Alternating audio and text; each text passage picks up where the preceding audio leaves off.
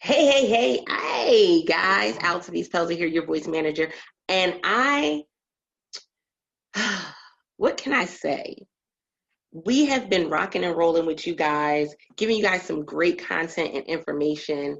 And man, it just does not stop. We've really had some changes and shifts throughout 2020. And I know some of you have been saying cancel 2020. Let's not do anything else in 2020. Let's just hide until 2021. But I want you to understand that there are some significant things that were positive changes within 2020 that you may not have heard about. And so, when we think about the digital space, there's so many avenues and aspects to what that digital space can mean for your business. And so things that used to be done in a office, we found in this year, guess what? The office went online, guys. And it was not a problem at all. So I'm excited about having my guest on today. Hello, Nicholas. How are you? I'm doing well. Thanks for having me.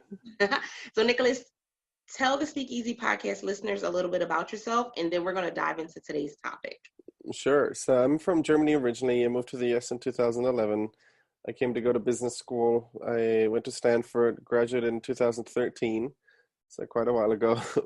Time flies. And I started a digital automotive retailer. So we started a company that was selling used cars online. A little ahead of the curve, early in the race. We raised, I think, $10 million in venture funding, sold the business in 2017 to Carvana. Carvana is the company with these vending machines, and we stayed with that company for 3 years until we left earlier this year to start another business. Guess what? Online again. Now it's a digital platform to refinance auto loans. So I'm all about going online. Which has been really significant as we found this year. Now, of course, you did it again before we got to this point. So, what were your reservations in going online, or did you have any reservations at first about doing this online? Yeah, that's a really good question. I'd argue the reservations weren't on my side, it was on like the customer side. It's like back then in 2000 when people thought buying a book online is crazy or going shopping online is crazy, and then they got used to it.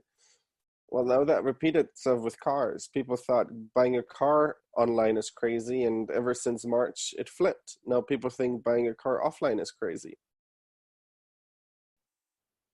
I think at this point, they think anything offline is crazy. Exactly, yeah. Anything offline is crazy. And going into a different space, it's interesting because we have so many other things that have been online for so long. When we think about getting our student loans, you didn't go in an office to That's true. sign your paperwork for a student loan. So it was interesting how so many people were like against it in the beginning and saying, I can't buy a car online. I can't finance. I can't do all of that online. But we've been doing it in so many other areas of our lives. That is So true. that part really, it made it amazing for me. But I know that there's still some other people that and then to get to the space and the point where you could sell your business, what made you say, let's start it all over again from Yeah. scratch? Let's start the torture again. So a couple thoughts. Building a business is hard and much harder than it looks, and it takes longer than you think. Um, but it's also the most rewarding thing I've ever done. So when we sold the business, we were asking ourselves the question, do we want to continue stay independent, raise more money and grow, or do we feel like there's more value that we can create if we merge our efforts with somebody else? And so we decided to merge our efforts with Carvana. They wanted to build technology that we had already built. They were at a much larger scale. And so like the software we had built was much more powerful when used within the framework and the company of Carvana. And so we felt like it was the right thing to do to have most impact to join Carvana. And then when we stayed for 3 years, the company became really big and very successful. And Chris, my co-founder, and I became really hungry again to start over. and figure out what are other spaces where we can have impact and change the world in a positive way. And we felt one of them was selling loans, basically getting loans and refinancing loans online, because that's where we can save Americans thousands of dollars. And the reason it's not been very successful so far is because it was offline. Which is a motivation for any of y'all Speakeasy podcast listeners that are listening in right now. Because guess what? Yes, if you are consistent and you stay deliberate about your task and get it done, then yeah, it takes you to a whole nother level. But then there are going to be times where you can shift into another lane. It's going to be rocky sometimes. It's going to take you, some things that you have to get adjusted to, but Yep. it's doable. Yeah, the most important thing is to just get started, I always say.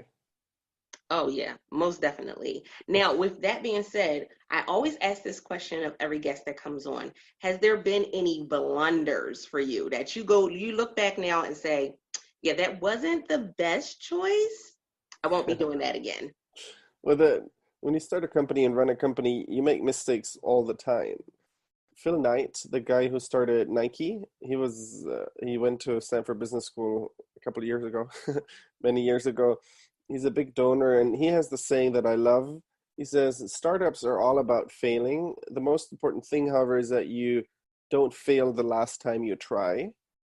And so that just says it all in one sentence. I feel like you'll fail in life, and you'll fail all the time. And the question is, will you fail often and get up again and try again, or will you let failure take over? And so for me, I feel like failure is just an opportunity to learn. We've made so many mistakes, but we learn from it. We just try to avoid to make the same mistakes twice.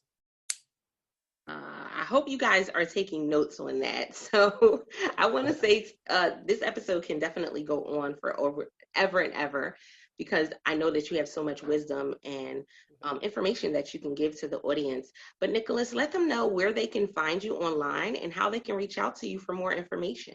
Sure, I'd love to connect. I love making friends online. And there's two ways to connect with me, and maybe you can put the links in the show notes. Either go to our website, the company's called Clutch.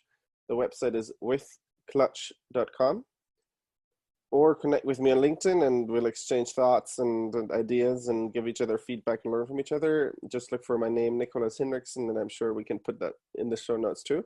And then I'd love for you to reach out and let's be online friends. Most definitely. And so Nicholas is definitely somebody who, as an entrepreneur, this is someone you want to talk to. This is somebody you want to engage with, because again, when it's somebody who was ahead of the curve, you want to get their knowledge and wisdom, because not only did he do it already, but he did it more than once. You got to think about that. So with that being said, And I've made all the mistakes that you want to avoid. exactly. That's the main piece right there, is I don't want to make all the mistakes. I don't want to make as many mistakes. And there are a lot out there that we can make. Listen, from some of the smallest ones to some really big and expensive ones. You guys definitely want to be in the know. So make sure that you connect with Nicholas online. Look up the business as well.